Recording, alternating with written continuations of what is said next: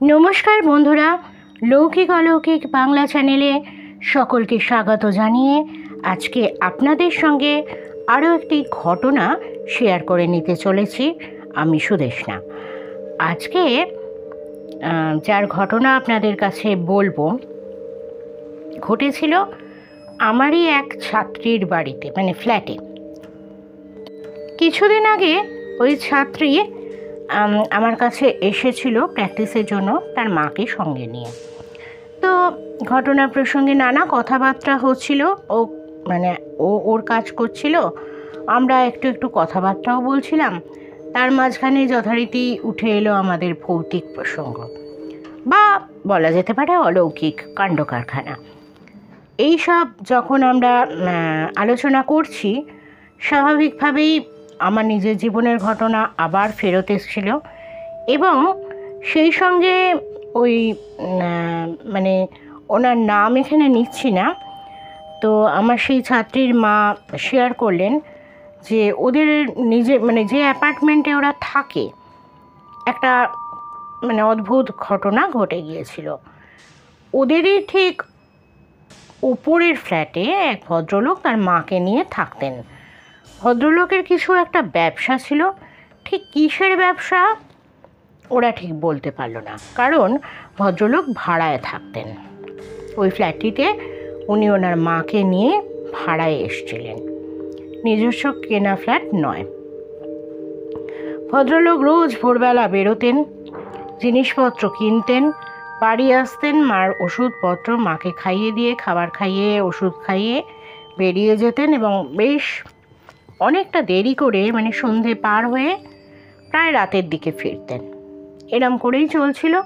ওনারা ওনাকে এইভাবেই দেখে অভ্যস্ত হয়ে গিয়েছিলেন এবং সেইভাবেই ভদ্রলোকের সাথে খুব যে ওদের পরিচয় গড়ে ওঠে তা নয়, কারণ যেহেতু উনি ওই অ্যাপার্টমেন্টের কেউ নন, বাইরে থেকে এসেছিলেন, এনারাও খুব একটা বেশি কথা বলতেন না এবং যথারীতি এদের সঙ্গে বেশি দেখাও হতো না। ভদ্রলোক একবারে 4 তলায় উঠে যেতেন, এনারা থাকতো 3rd ফ্লোর, এই 2nd ফ্লোরে, ভদ্রলোক থাকতেন 3rd ফ্লোরে।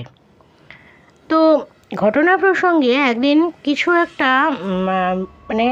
রাতের দিকে চাপা পুরুষালী কণ্ঠের কান্নার আওয়াজ পাওয়া যায় এবং বেশ অনেক রাত পর্যন্ত এই গুমড়ে গুমড়ে কান্না ব্যাপারটি চলতে থাকে।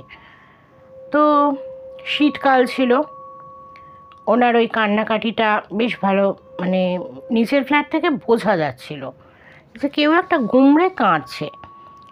এবং পরদিন সকালে যখন ভোর হলো, তখন এক সাংঘাতিক কাণ্ড। ভদ্রলোক গলায় দড়ি দিয়েছিলেন এবং গলায় দড়ি দেওয়ার ফলে আমরা অনেকেই জানি, অনেকেই জানি না, তবু বলে রাখছি, গলায় দড়ি দিয়ে যারা আত্মহননের পথ বেছে নেয় তাদের মৃত্যুটা খুবই মর্মান্তিক। জিভ বেরিয়ে আসে, চোখ ঠিকরে বেরোয়, ঘাড় বেঁকে যায়, ভেঙে যায়, ইউরিন, স্টুল ইত্যাদি বেরিয়ে আসে। তো খুব জঘন্য একটা ভয়ঙ্কর দৃশ্য দরজা ঠেলে ওনারা দেখেছিলেন।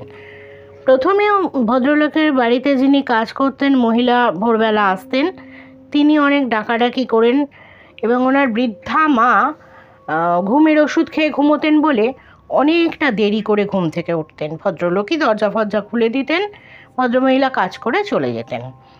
আর ভদ্রলোকের মা প্রায় উঠতে পারতেন না, কোনো রকমে কোনো মতে বাথরুমটুকু যেতে পারতেন। সকালবেলা ওঠার প্রয়োজন হতো না, তাই উনি উঠতেন না। তো এই দিন ওই কাজের দিদি এসে অনেকক্ষণ ধরে বেল বাজান। তারপরে কিছু একটা মনে হতে যে ভেতর থেকে দরজা দেওয়া, কেউ খুলছে না, কি ব্যাপার।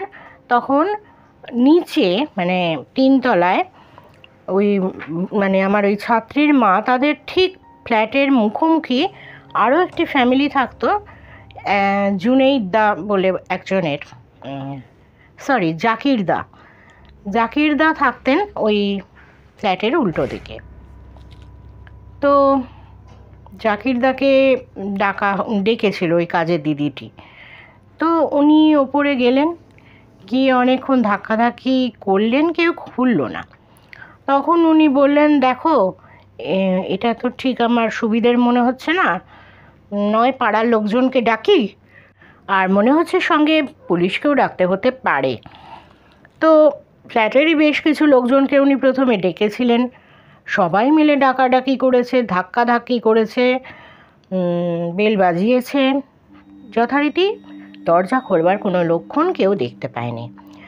শেষ পর্যন্ত সবাই মিলে সিদ্ধান্ত নিয়ে পুলিশকেই খবর দেওয়া হয়েছিল এবং পুলিশ দরজা ভেঙে ঢুকে দরজার সামনে যারা দাঁড়িয়েছিলেন তারা ওই মর্মান্তিক দৃশ্যটি দেখতে পান।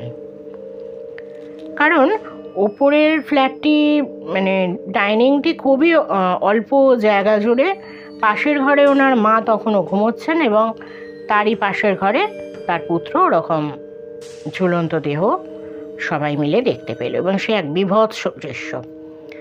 তো যাই হোক, পুলিশ তো পুলিশের কাজ করলেন, বডি নামানো হলো, পোস্টমর্টেমের জন্য পাঠানো হলো, সব কিছুই করা হলো। তারপর যা হয় এই সব কাজগুলো তো আমরা জানি যে তেরাত্রির পেরোলেই কাজ হয়ে যায়। তো সেরকমভাবে কোনো মতে কিছু কাজ করানো হলো। ভদ্রলোকের এক আত্মীয়কে খবর দেওয়া হয়েছিল, সেই আত্মীয় এসে ওনার মাকে নিয়ে গিয়েছিলেন। উনি খুব একটা দূরে যে থাকতেন তাও না, খুব কাছেও না।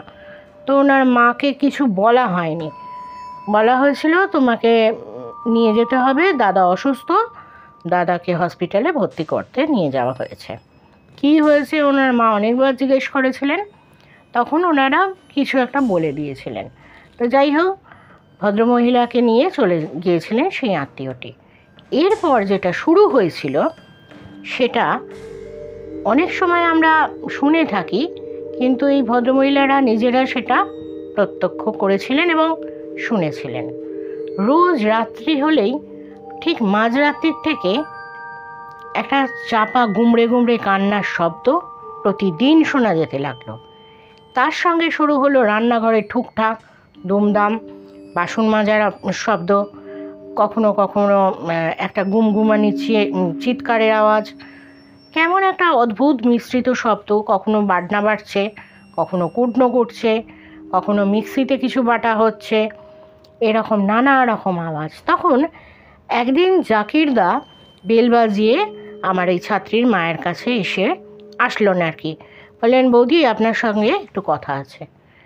তা এই বৌদি বললেন, কি ব্যাপার বলুন।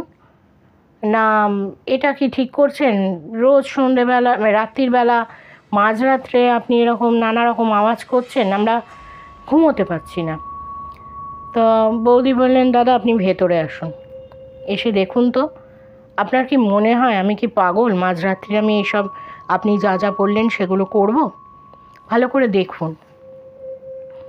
এবং ভদ্রলোক যথারীতি ঘুরে ঘুরে দেখলেন, বলে এগুলো সবে আমি সকালবেলায় করেছি, একদম সদ্য কাজগুলো করেছি, টাটকা কাজ। দেখুন, সবজিও এখন কাটিয়েছি, বাটনাও আমি এখনও বেটেছি, মিক্সি এখনও লাগানো রয়েছে, চারদিকে জল পড়ে, জাস্ট আমি কাজটা করেছি, আমার হাতে এখনও সেই সব মশলা লেগে রয়েছে।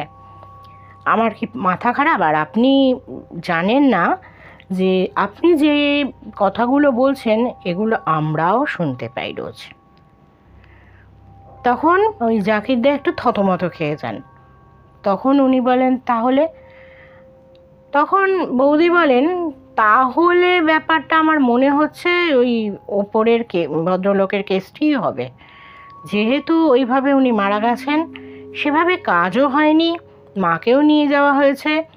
তো আমাদের মনে হয় ফ্ল্যাটে ওই ঘরটিতে তখনও আর কি পুলিশের ব্যারিকেড করা ছিল, ঘরটিতে যাওয়ার অনুমতি দেওয়া হয়নি। ইতিমধ্যে এত কিছু চলছিল। তারপর একটা সময়ের পর সব কিছুই খুলে দেওয়া হয়। ওখানে একজন নতুন ভাড়াটিও আসেন এবং তিনি গৃহপ্রবেশের আগে সত্যনারায়ণের পুজো দিয়েছিলেন এবং একটি হোম করিয়েছিলেন। ভদ্রমহিলা এবং জাকিরদা তাকে কিন্তু সমস্ত ঘটনা জানিয়েছিলেন যে আপনি এখানে আসছেন, এরম এরম আমরা কিন্তু এতদিন ধরে সহ্য করে এসেছি। তো ওই ভদ্রলোক ব্রাহ্মণ ফ্যামিলি থেকে এসেছিলেন। তো উনি বললেন, আচ্ছা দেখছি আমি কদিন থাকতে পারি, এরকম একটা ব্যাপার। উনি একলাই থাকতেন। সঙ্গে কেউ ছিল না, সুতরাং কোনো উপদ্রবের প্রশ্নও ছিল না। অদ্ভুতভাবে ভদ্রলোক যবে থেকে এলেন, পুজো দেওয়া হলো ঘরে, তারপর থেকে আর কোনো দিন কোনো আওয়াজ পাওয়া যায়নি। এবং এখনও প্রত্যেকে বহাল তবিয়তে আছেন। তো পরবর্তীকালে যে ভদ্রলোক এসছেন, উনি ফ্ল্যাটটি কিনে নেন এবং পার্মানেন্টলি ওখানেই থেকে যান। তো এখন অনেক দিন হয়ে গেল আর কোনো উপদ্রব নেই। তা ভদ্রলোক যিনি পরবর্তীকালে এসেছেন, তারও প্রায় বছর ঘুরে গেছে এখানে আসতে, এসেছেন যে উনি। তো এই ছিল আজকের ঘটনা, খুবই ছোট ঘটনা, আপনাদের সঙ্গে শেয়ার করলাম। 2025 সাল, ঘটনাটা 2024 অথবা 23 শেষের দিকে হবে। কেমন লাগলো অবশ্যই জানাবেন। ঘটনা ভালো লাগলে ভিডিওটাকে লাইক দিয়ে আমাকে উৎসাহিত করবেন। চ্যানেলটাকে সাবস্ক্রাইব করে দিয়ে আমার এক্সটেন্ডেড ফ্যামিলির অংশ হয়ে যাবেন, কারণ আপনারা আমার সঙ্গে থাকলে তবেই আমি নতুন নতুন ভিডিও আনার উৎসাহ পাব।